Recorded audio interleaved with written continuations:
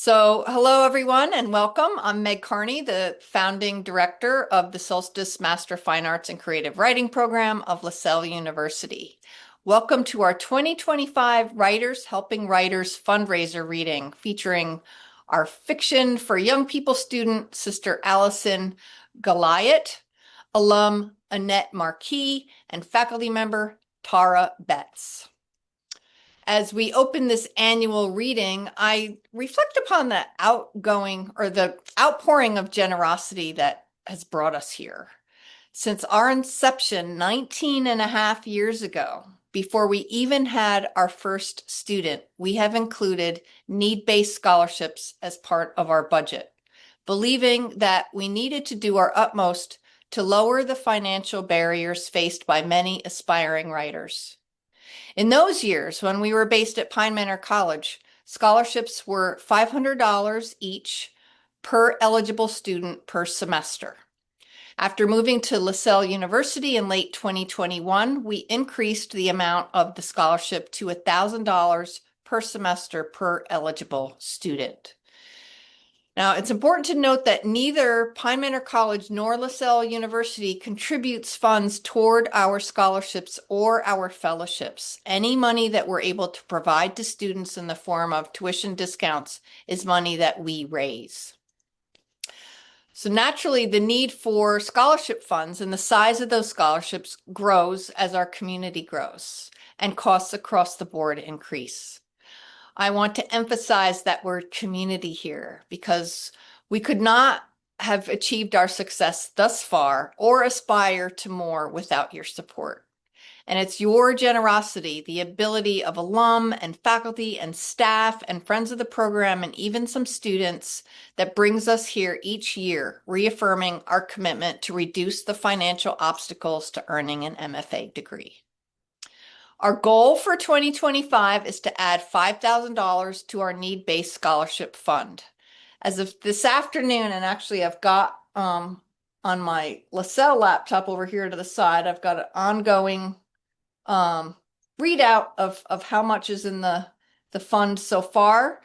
We have a little bit over $3,300. So we are 67% of the way, and that's a combination of alum. That's 42% of the total is given by alum right now, followed by faculty staff at 24% and students and friends at 10% each. It's kind of fun to know too. With your help tonight, we can meet that $5,000 stepping stone on the path to even more support for our students. To start us off, I'm donating a $100 challenge grant this evening. But whether you can spare $5, $15, or $500, now is a great time to join us in our mission to nurture the diverse voices of America and beyond. So throughout the rest of the proceedings, we'll periodically post a link to our fundraising campaign, thanks Ellen, as well as provide updates on how much we're moving against our goal. So let's see if maybe we can add $500 more tonight. We'll see. And now we'll have our first reader, Sister Allison Regina Gliot, a current student. Sister Allison is a Catholic nun and lover of all things, YA and Kidlit. She's a fourth semester student here in the Solstice MFA program at LaSalle. She's author already of several books for children and young adults published by Pauline Books and Media, including The Book That Changed Everything, dubbed a 2025 Backless Beauty by the Catholic Media Association, Eli's Quiet Friend, winner of the 2025 Excellence in Publishing Award in Picture Books from the Association of Catholic Publishers, and Forgiven, A Guide to Confession and the Examined Prayer, co-authored with Sister Orianne Dick and winner of the 2025 Catholic Media Association Book Award in Books for Young Adults. As a daughter of St. Paul dedicated to media ministry within the church, Sister Allison speaks at Catholic Writers Conferences, serves as an acquisitions editor for Pauline Books and Media, and has a very active presence on social media. Her most recent release is The Curse He Chose, a young adult novel and the first book in a vampire trilogy. So, Sister Allison, Thanks, Meg. So, as someone who never would have been able to afford a program like Solstice without the help of generous benefactors, I just want to take a moment to thank you all for supporting the development of new writers. Money is hard to make, which makes it even harder to part with. So, the fact that you're here tonight speaks to your generosity and your conviction that words truly matter. They have the power to change lives and to change our world. And one of the most valuable things that I think we can do as authors is not only to raise our own voices, but to help other writers find their voices as well so that they also have the chance to share their stories. So thank you for being here, and thank you for showing your support in a very concrete way by making this scholarship possible. So the chapter I'm reading from tonight is actually from the second book of my In Aeternum trilogy, The Light They Left. And this is the first time I've read from it in public, so I'm pretty excited. It's not releasing till January, so you guys get a little sneak peek. This scene takes place in the year 1870 in the Black Forest in Baden, Germany, and the main character, Josef, is 16 years old. And he's having dinner with his family, which is his grandfather, his Opa, his mother, Mutti, and his two brothers. His father, his Vati, works for the government and doesn't live with them. And so in this scene, Josef's older brother Friedrich has just announced out of the blue that he is joining the German states in the war against France. So, here we go. You're what? Our grandfather slammed his fork down, his face turning almost purple as the rest of us stared at Friedrich. I'm enlisting, Friedrich replied, unfazed. They say it won't take long with all the German states uniting. This war is a sham. Bismarck provoked France into attacking so that Prussia could take over, and it doesn't matter what caused it, Opa. Friedrich cut him off. The French are on the move, and Baden has already joined in on the side of Prussia. Shouldn't I do my part to protect our home? Our mother's face had been white as a sheet since Friedrich declared his news. They're our neighbors, she said. We're part of the same church. They wouldn't come here. It would be one thing if you'd been conscripted, Opa muttered, but to volunteer? He shook his head, hitting the heel of his hand on the table. What will Clara say about it? You're supposed to get married in 3 weeks. Are you going to have the wedding tomorrow? No, I already talked to her. We'll have it after I get back. Friedrich's face was blank, but I could see his fists clenched in his lap. Why was he doing this? No one in our village supported the war. What had possessed him to get involved? There's no use in trying to talk me out of it, he went on. I've already sent in my papers. I leave in 4 days. Moti gasped, getting up from the table and rushing out the door. It was hot, so the windows were open. We all heard her sobs. For a second, none of the rest of us moved. Then Friedrich followed our mother outside, leaving me alone at the table with Opa and Adrian. Opa fixed the two of us with a stern look. Now don't you go getting any ideas. The North doesn't need you to win its war. You're needed here. Yes, Opa, Adrian replied softly, his curly hair falling into his eyes as he bowed his head. Opa's steely gaze moved to me, and I nodded without saying anything. I was too angry to speak, angry and hurt that Friedrich would just up and leave without even telling us before it was too late. What was he trying to prove? We were washing the plates by the time Mutti came back inside, her eyes still puffy. Where's Friedrich? I asked her. She leaned against the counter, wringing her soiled handkerchief in her hands. He went back to the forge, said he had some things to finish up. I could already tell by the slump of her shoulders that she'd resigned herself to him leaving. I hadn't. On a Sunday? I asked. She didn't answer. I'm going to go talk to him. I'll be back soon, I said. I bent to kiss her cheek, and she caught my arm before I could turn away, her brown eyes worried. You know how he is, Josef. Don't say anything you'll regret, not when he might not. She looked like she was about to burst into tears again, and I gently disentangled myself from her grasp. I won't. I'll be back soon, Mutti. I left the house and ran down the road, hoping to catch my brother before he reached the blacksmith's forge. I caught sight of him as I turned the last bend into the village. Friedrich! He stopped, waiting for me with his hands in his pockets. When I reached him, he gave me a rueful grin. I had a feeling you wouldn't let me off easy.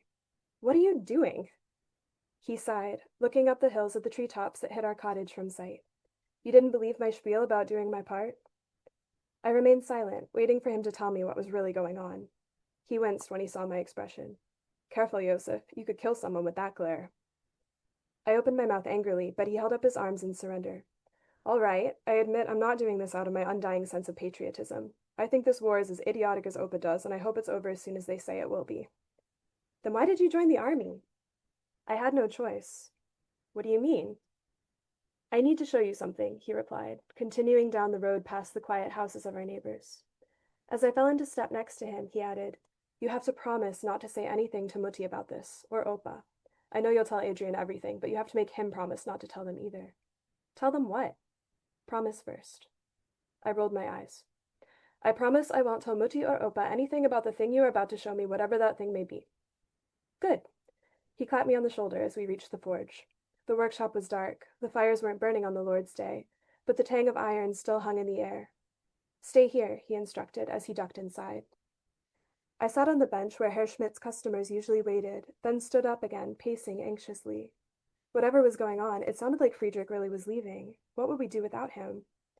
"Sit, you'll wear a hole in the ground," he said as he came back with something long and thin wrapped in burlap and twine. I reluctantly perched on the bench as he stood in front of me. "Earlier this week, our father sent this to the blacksmith's with a letter for me. I guess he didn't want Opa or Moti knowing." He pulled back the burlap so I could see a dull metal scabbard, a black hilt protruding out the top. My eyes widened. "Is that a sword?" "For the Prussian artillery. At least, that's what Herr Schmidt told me. Baden swords are etched with the Baden shield, but this one doesn't have it." He handed it to me, and it was lighter than I expected. I pulled out the curved blade a few inches, but as I lifted my hand to touch it, he warned, "It's sharp. Don't test it." I looked up at him, bewildered. "But why would Vati send you this?" "So that I'd have to return it." Friedrich sat heavily on the bench next to me. And so I'd know he was serious when he said he'd already signed me up. I straightened. "He what? He can't do that in your name. If you go and explain what happened, I'm sure—" "He's under suspicion, Josef." "Suspicion of what?" "Resisting the unification." "Of Deutschland? But that's absurd. From the very beginning, Vati supported everything Bismarck's done." "It's not because of him," he cut me off. "It's because of us. Most of Baden has gone along with our Grand Duke in allying with the Prussians. It's only rural areas like ours that are still resisting. Apparently, having a family that won't show its loyalty to the Norddeutscher Bund is enough to keep you from being promoted these days. So he's making sure his family shows some loyalty." His voice was measured, but as he took the sword back from me, he slammed it into the sheath the way he slammed horseshoes into shape. "Who cares about his job?" I argued. "His promotion isn't worth you risking your life." Friedrich was silent, his mouth a thin line as he stared at the sword in his lap. Finally, he spoke quietly. "He said he would divorce Mutti if I didn't do it." His words were a bolt from the blue. "Divorce? But he can't." "The laws are different outside of Baden. Besides, with the way things are going, who knows if Baden will even have its own laws a month from now." He covered the sword with the burlap again, retying the twine.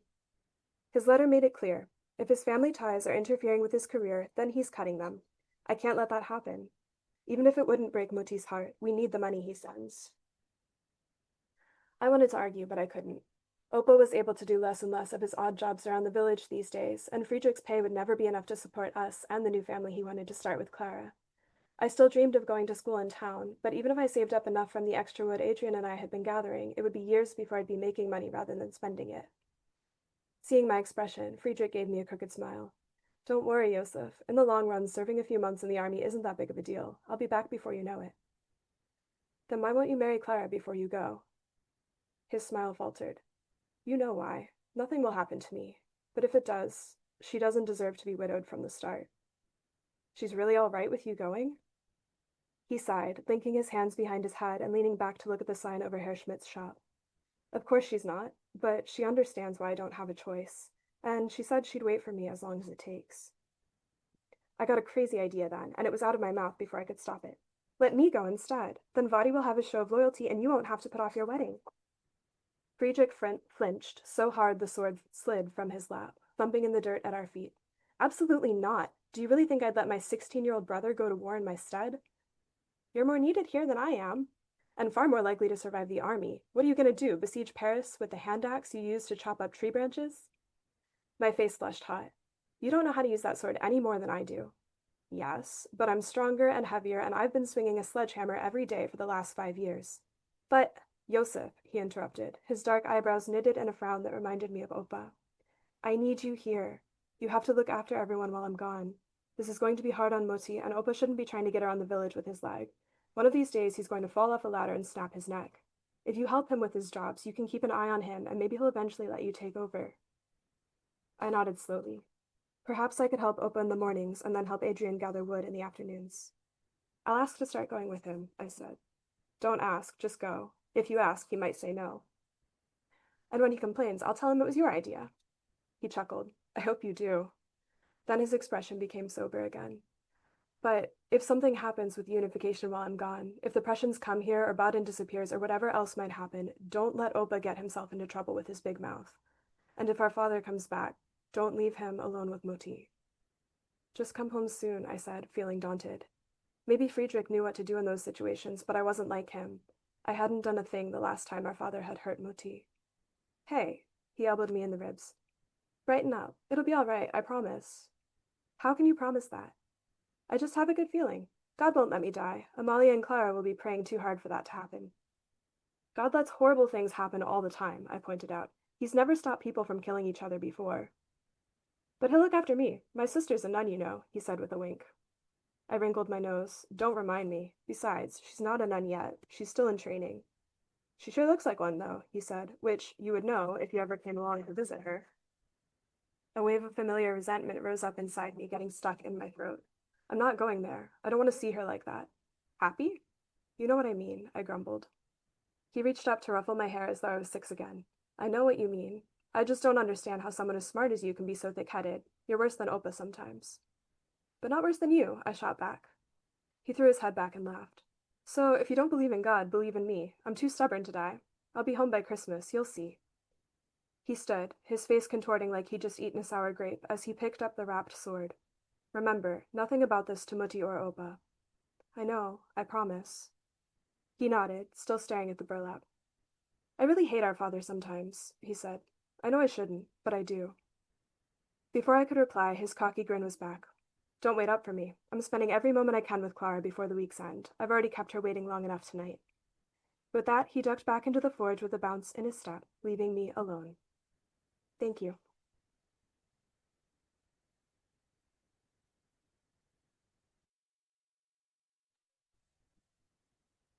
Ray. Wow. All right. That was a wonderful reading, Sister Allison. Thank you so much. Can't wait for this next book in the trilogy to come out.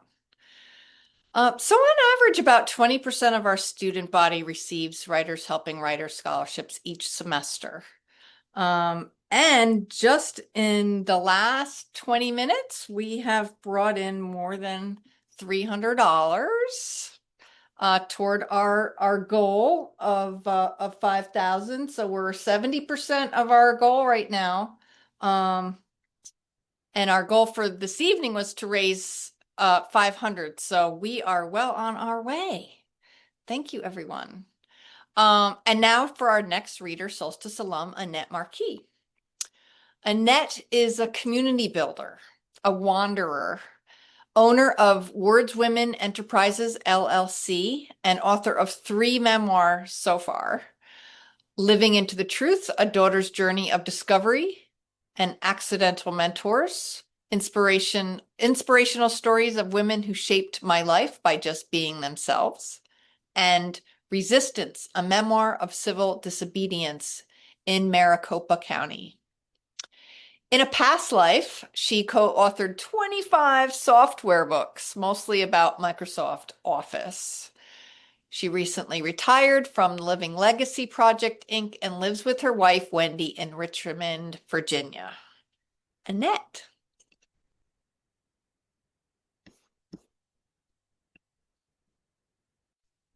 Thanks so much, Meg. It is such an honor to be here tonight and see all my great Solstice family.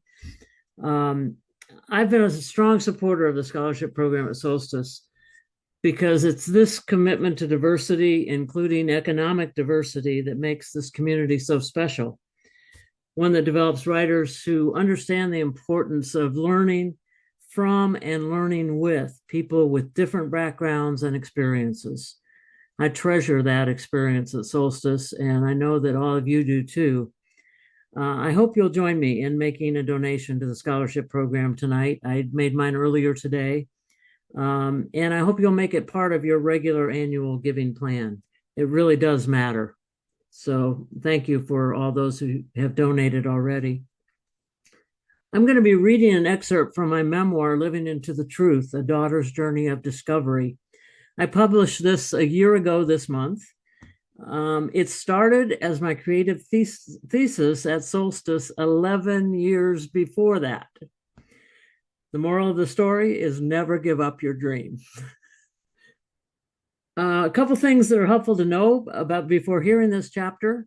This is a chapter that focuses on my mother and her daughter who died of polio before I was born. The man I refer to as Bob was my mom's first husband, and he died when my mother was pregnant with me. The man I refer to as Dad in this chapter is the man my mom married when I was 5 and adopted my brother and me. So that will kind of give you some context. Chapter 4, Whisperings. Marley would be 28 today, Mom murmured. She and I were the only ones home, so I figured that she was either talking to me or to herself. I didn't look up from my book. I was curled up in Dad's big, comfy chair and didn't want to be disturbed. Instead, I said, wow, and kept on reading. I was in the middle of The Mystery of the Whispering Mummy, the third book in the Alfred Hitchcock and the Three Investigators series. Mom loved Hitchcock movies, and at age 10, I loved these books. In this story, Hitchcock asked the boys, Jupiter, Pete, and Bob, to visit a professor friend of his who has a mummy who whispers to him in some mysterious language. The boy's job is to figure out what the mummy is saying and why he's saying it. When Mom's muttering interrupted me, I had just reached an exciting part where Jupiter disguises himself as the professor and gets the mummy to whisper to him. For a minute, when Mom spoke, I thought it was the mummy whispering. Maybe she'll be going for a horseback ride to celebrate her birthday. She loved horses. She kept talking, a little louder this time. The horses caught my attention. I finally looked up and saw Mom standing at the kitchen counter. She was staring out the picture window, the one that offered views of thunderstorms crossing the ravine and descending on our house. Northwest Arkansas, the place we'd moved to a couple of years earlier from Denver, was known for its thunderstorms. You could see them coming long before they arrived. Jarrett and I used to run from one side of the house to the other, from one picture window to the other, to track a storm's path. It's raining in the back of the house. Is it raining in the front? Not raining in the front yet, the other would yell back. We'd soon correct ourselves as if the storm heard us and wanted to prove us wrong. Oh, here it comes, we'd say. And then when the rain finally engulfed the entire house, the accompanying lightning and thunder could be vicious. Today felt like a storm was coming. Mom's hand clutched a sponge, her arm frozen to the counter. I glanced up to see if she was crying, but I didn't see any tears. No surprise there. Mom didn't cry. Any tears she had stayed locked inside her. Still, I could tell she wanted me to listen to her. I begrudgingly put the mystery down and refocused my attention on another mystery, the story of my sister. I uncoiled my legs and slipped from the chair so I could lean on the bar that separated the kitchen from the family room and me from Mom. My book would have to wait. I wish she could have taught me how to ride, I pined. I would have liked that. I never knew my sister Marley. She died of polio 6 years before I was born, when she was only 11, a year older than I was then.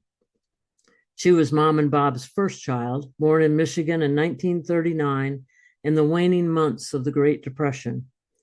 I didn't know when I first learned about Marley.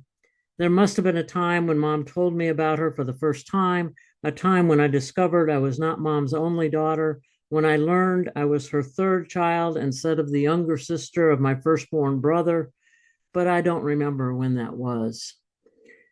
I've always wondered what it would be like to have a big sister who could have taught me to ride a real horse. My brother didn't want his little sister hanging around her anymore. I figured it might be different with a big sister, even one 18 years older. Since Mom had already interrupted my reading, I decided to take advantage of this rare opportunity to see if I could find out more about my sister. What else did Marley like, Mom? Mom looked at me. A weird smile grew on her face. She was quiet, liked to curl up with a book like you're doing. She loved her friends too, though. She and Marcia would go horseback riding and playing at the beach. Each summer, when we'd go to the beach in Ludington, they'd build these big sandcastles. Mom gestured as if the sandcastles were right in front of us. I could almost see them. And the two of them, they would swing for hours. I didn't really like swinging, but maybe if I had a big sister, I would have liked it better.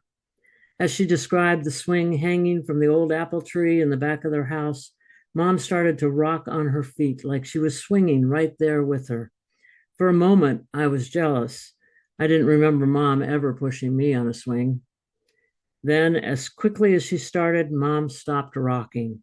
She glared at me as if I'd grabbed the rope holding her imaginary swing. I didn't know what to do, so I slunk back to Dad's chair and picked up my book. I didn't feel much like reading anymore, though. Instead, I pretended to read to give Mom her privacy. Well, I thought about how, like the three investigators, I had a mystery to solve, a mystery Mom kept locked inside her. I had a feeling that if I knew what it was, I would find out more about Mom and more about me and my red hair.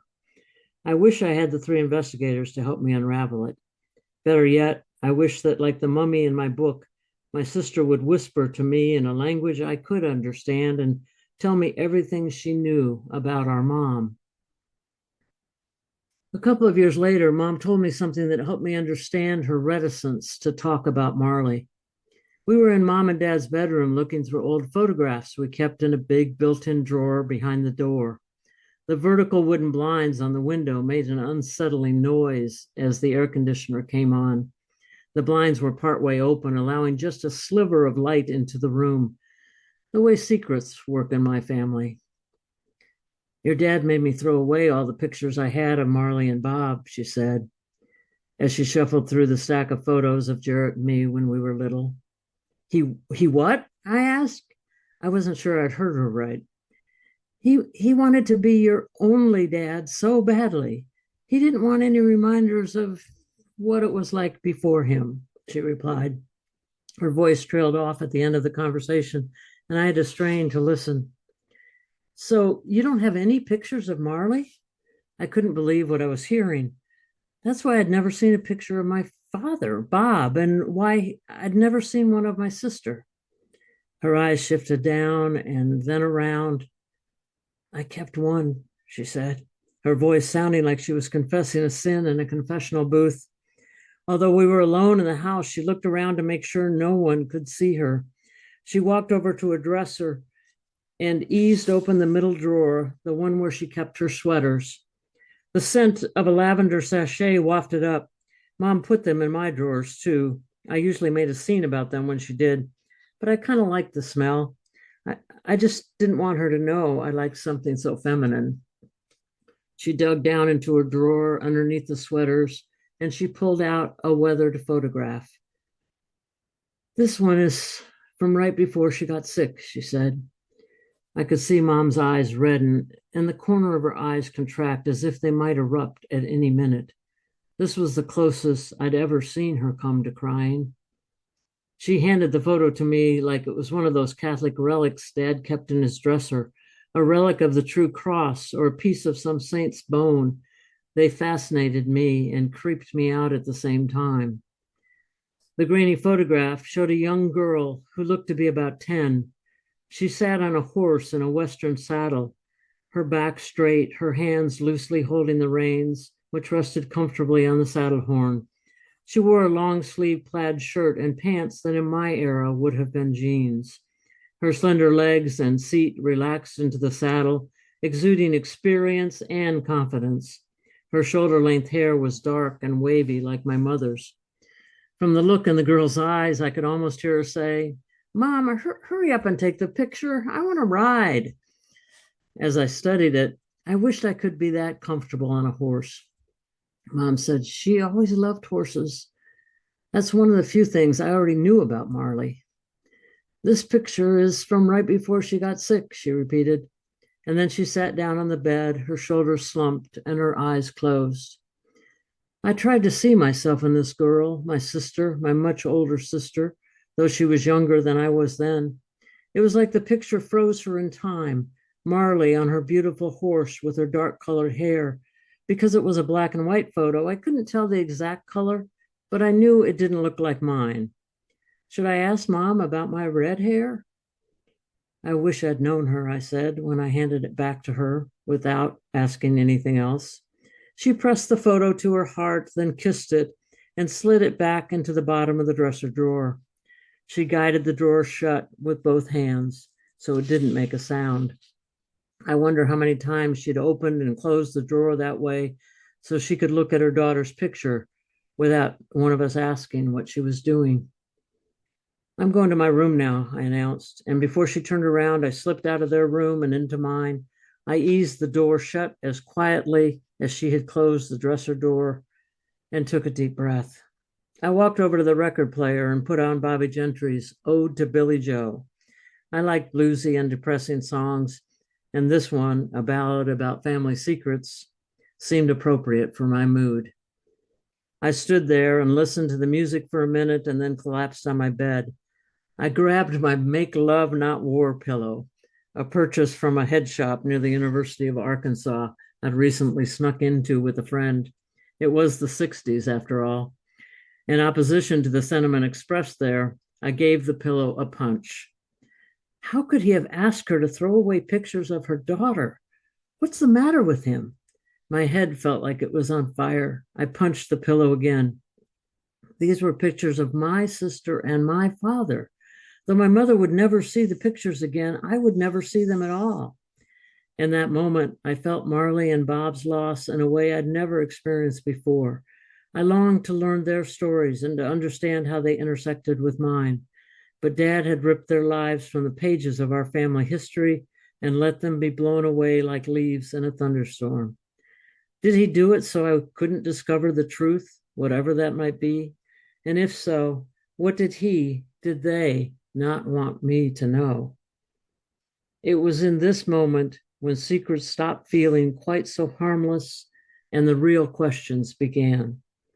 Mom never showed me that photo of Marley again, and I never asked her to see it, although I would encounter it at another time in another place.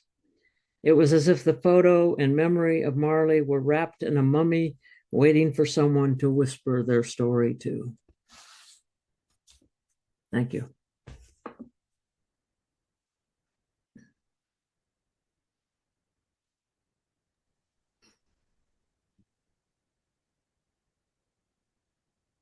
Wow, Annette. Okay, two fabulous readings, Annette. We really appreciate that.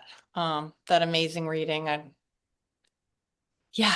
Okay. So what else is amazing is without even my donation this evening, you all have made our goal for tonight, which was to raise $500. We've surpassed that, and we have raised $619 just since we started 37 minutes ago. So thanks to all of you. I know some of you in the audience had already given before the event, and thank you, all of you who did that, and thanks to those of you who have donated this evening.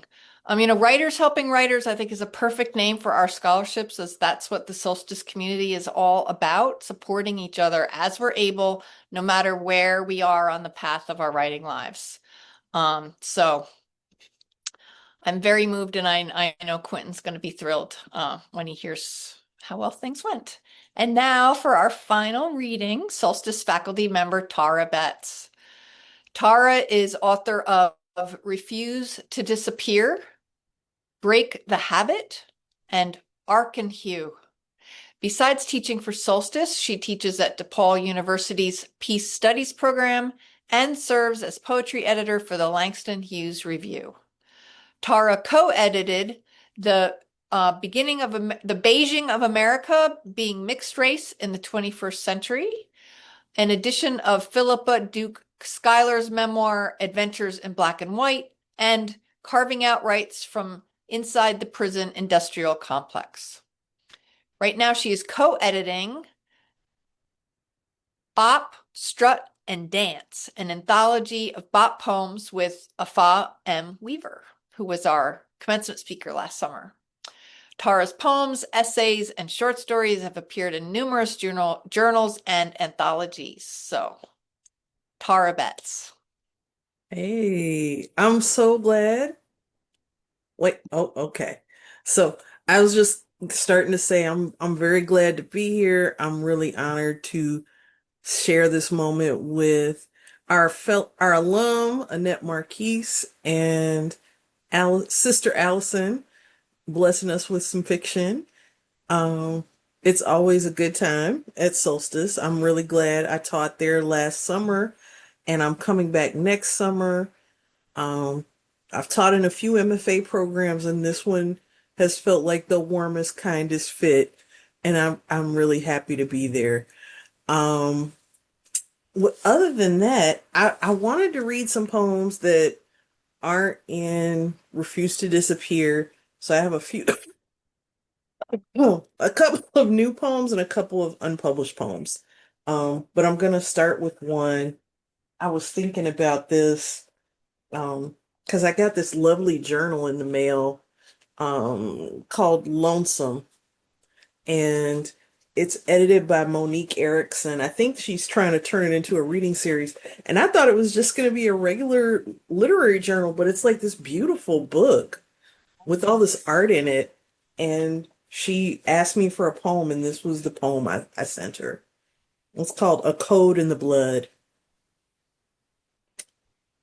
The canticles and codes made you, ancient bones that clack and hold flesh, grain of muscle, urgent pulse. Facts gather there. Ancestors document the stories books forgot long ago, even as names of faces in photographs fail to pair with each frame. Blood carries what breaks, what thrives, a continuum between layers as sediment, thick silt, settling below waters, quiet and still as an empty church. Touch flutters against skin, barriers between bodies dissolve, where you observe burning ember, separate and whole, and are reminded how your spark glows as orange heat. So, kind of a new poem. And then I had, um, as the people who know me know, I'm in Chicago.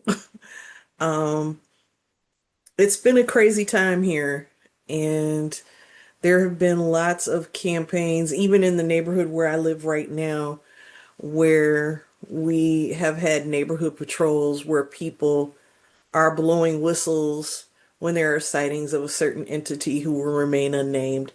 But I worry for my neighbors. I worry for, people who are business owners, really sweet people on the same block where I'm sitting at right now. And I worry for my students at DePaul. Um, some of them who are scared to leave the house, scared to take the train. And not because of all the things they say about Chicago being violent, where it's probably the most peaceful city I've ever lived in, you know. But I'll read this poem, which prominently features whistles. I'll put it that way.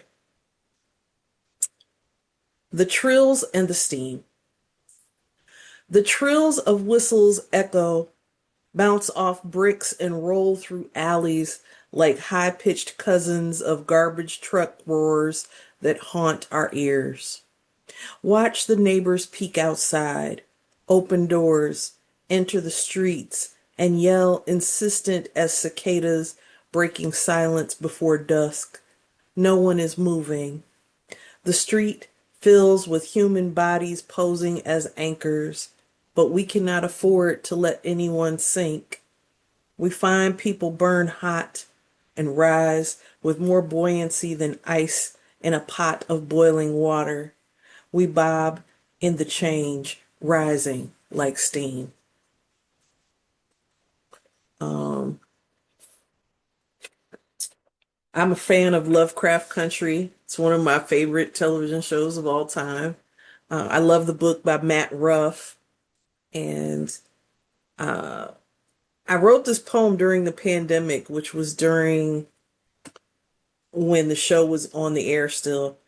So it's got a lot of H.P. Lovecraft references in it, but also because the novel and the show are set in Chicago, I thought it would be nice to think about, how some of the neighborhoods on the show were neighborhoods that I was living in at the time. So this poem is called Garden of the Phoenix in Lovecraft Country. So if you go to the South Side, there's the Jackson Park Garden, and it's a beautiful place, and that's what I'm describing in the poem. The Garden of Phoenix in Lovecraft Country, Chicago 2020. A Japanese garden nestled against Lake Michigan, with bridges, pagodas, and arranged stones, produces no skeletons, no tentacles, no Cthulhu or Shoggoths covered with blinking eyes shunning light.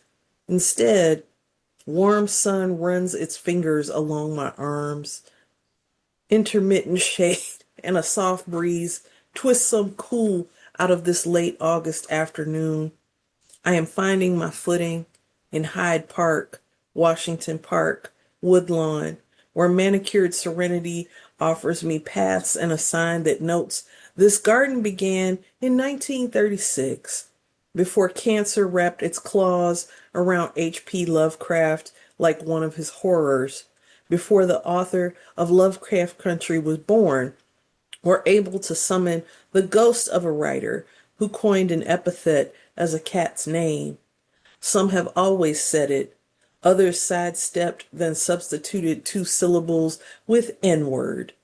We walk to find some sort of middle-aged endurance and laugh with talk of science fiction, how teachers draw on everything they know, and Lovecraft Country, with scenes on the South Side we know, where masks now, where we wear masks now to keep viral terror at bay.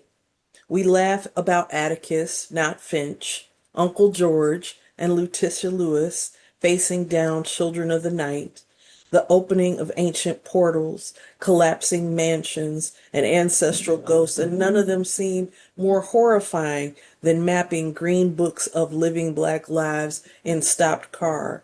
A car full of men chasing you with rifles and rope, or being dragged into the dark woods. Not one monster is scarier than a sheriff with a gun, a badge, too much authority, and a name for you and yours. I say no. Nothing is scarier than that. And we walk back to the car. How black fingers cling to the edge of the city as we drive home before sundown in this damned and beloved town where Southside transforms into a code like alien or race. So, one of the things that came up on the show was the idea of sundown towns, which meant if you were a person of African American descent, you had to be out of that town before dark. In the state of Illinois and in many states across the United States, there are still sundown towns, and they're on the books. So I always think it's important that when that came up on the show, it was important, but it's also important to say that in other circles too. Yeah. And I'm loving the comments. Thank you guys. I'm going to try to change to a brighter mood. I'm going to read a love poem. I don't always read love poems, you know. But this is a love poem, untitled for a reason. You are curled under unconsummated kiss, folded into the violence of blueberries crushed between teeth, dying sugars of once growing fruit, and I let it linger. Your hands map a body that requires no discovery nor conquest. You speak softened drama of fury and frenzy, quiet underbelly, light beaming into peaceful dark, interrupted by minor collisions bodies were built to withstand. You, looping daydreams and gasps, silent under skin, until partitions of distance and judgment lapse into surreptitious mist. You are the laugh that falls orange against my cheek and dries slight sweat cooling. In the smallest fleck of imagination, you become a dream I needed to recall. As muscles found new persistence, flexing in a crucible where the world expands beyond the steady scruff of sandpaper graded routine. You, small map unfolding a globe that vanished within mundane block. You open a door with a word, if any, or a pause hanging like an ornament in your full smirk. I feel really blessed. I've been super persistent in my career. I haven't won all the big fellowships and awards, but because I kept sending out work and I kept, and I always tell my students one of the major rules is if someone invites you to send in work, you send the work. People get scared and shy. And I'm like, if you send it in, they probably wanted to publish you. So send it. I think that's built a lot of goodwill for me as a writer, but it's also a tip I pass on to my students. And I was really fortunate that Pierre Gabrielle Foreman, wonderful scholar and poet, and her dad was the poet Kent Foreman that a lot of us here in Chicago loved. She asked me to write a poem inspired by Frances Harper for this folio she was doing. So I'm going to read that. Frances Harper had a poem about the double standard. So I kind of wrote my take on her poem. And it starts with a quote from Harper. A double standard still. And what is wrong with a woman's life in man's cannot be right. Francis E.W. Harper. A void wider than a century failed to dissolve the standard, doubled so women could never break the boundary. The wonder of women determined to live as cannons, battering rams, headstrong into freedom. The smash of abolition, their lives toward clouds beyond the ceiling, and I wonder if those forebearers, granite women, dreaming of soft lives, would weep into the grating laws and lies of these times, where people blink and wonder, why are you complaining? And why do we need the sorts of questions that assume unnecessary requests instead of a remedy for history, or even unearthing a sense of wonder about what we all need, even while so many men have never had to wonder. And then, I don't know. I'm going to try. I have two more. Am I good on time? We're good on. I love the little emojis. They make me so happy. I'm an emoji fan and a GIF fan, which some of the faculty already know. I love to send little gifts to the faculty during the residency. So it'll be on the phone, whoop, and then they'll be like, stop. But anyway, I'll read two more. This poem is called Think, Think.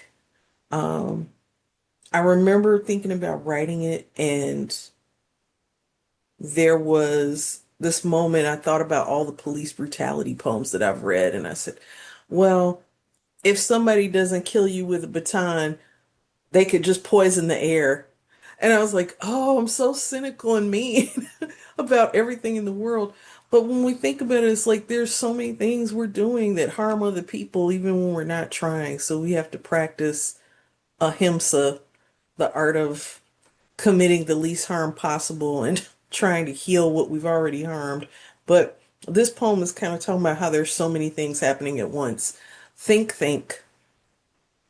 Think about the air invisible as it uncurls a wave of toxins. Think about how its fingertips trace the skin as a baton falls on the flesh merely seconds later. Think about how heavy metals brown the water and we are told to drink. Think about how many of us wonder when the roofs over our heads will be tongues evicted from the languages of home.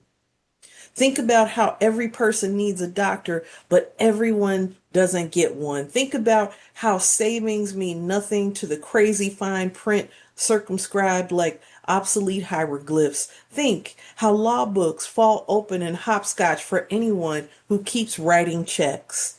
Think like Aretha Franklin belting "What You Trying to Do to Me."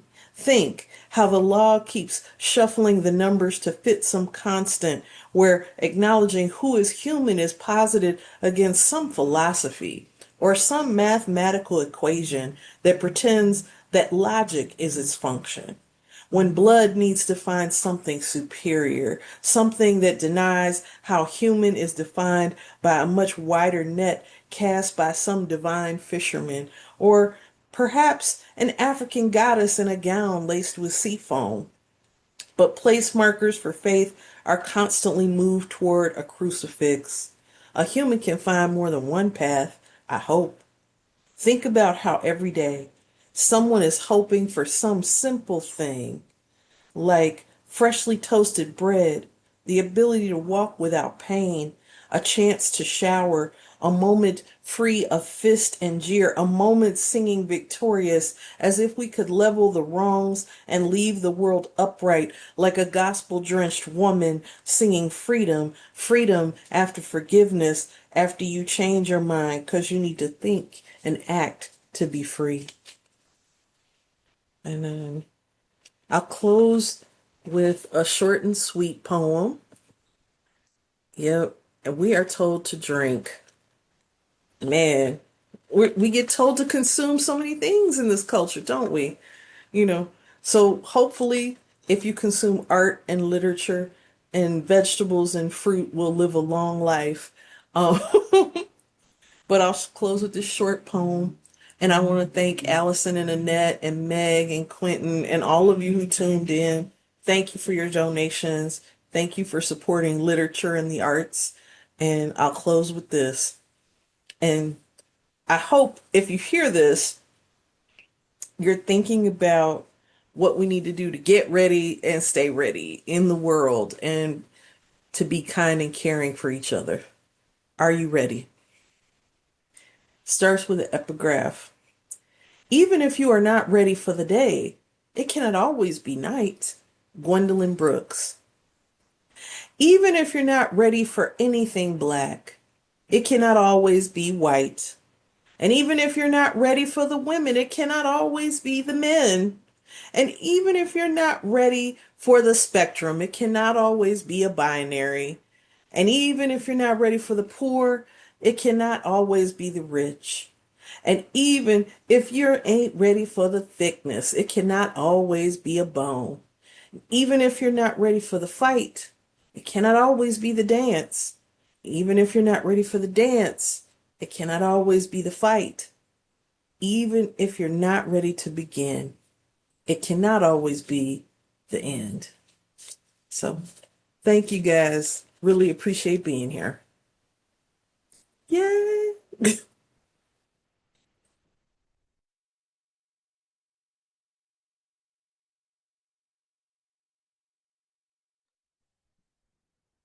Wow, wow, wow.